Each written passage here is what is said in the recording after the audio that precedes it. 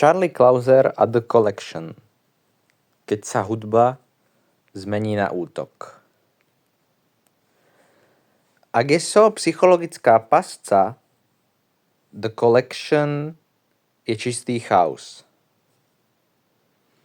The Collection nadväzuje na The Collector, ale ide ešte ďalej. Menej hier a viac násilia. Hudba tu takmer nikdy neprestane. Žiadne dýchanie, žiadne ticho, žiadna voľnosť. Industriálne vrstvy sa tu vlnia bez prestávky.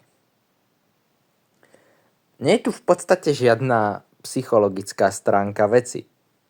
Na rozdiel od tu hudba nekomentuje dilemy, len priamo útočí na hlavné postavy. Nie je čas rozmýšľať.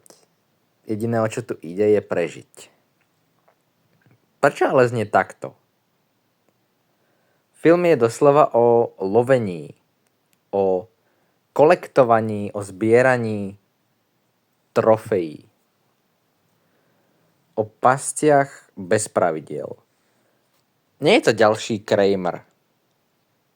Tieto pasce jednoducho nemajú pravidlá. A hudba sa tomu práve prispôsobuje. Nie je nejak extra naplánovaná, nemá priveľa vrstiev. Je tu jednoducho len tlak. Táto hudba má aj silné, aj slabé stránky. Nie je to extrémny Clouser, ale funguje dokonale pre film. Ale ako samostatný soundtrack je vyčerpávajúci. The Collection nie je o strachu. Je o prežití. A hudba ťa nenechá vydýchnuť. Jednou zo zaujímavostí v rámci soundtracku The Collection je tá, že Clouser tu veľmi používa ženské vokály a v podstate aj mužské, čo v rámci jeho tvorby nie je úplne bežnou súčasťou. Takisto používa tzv.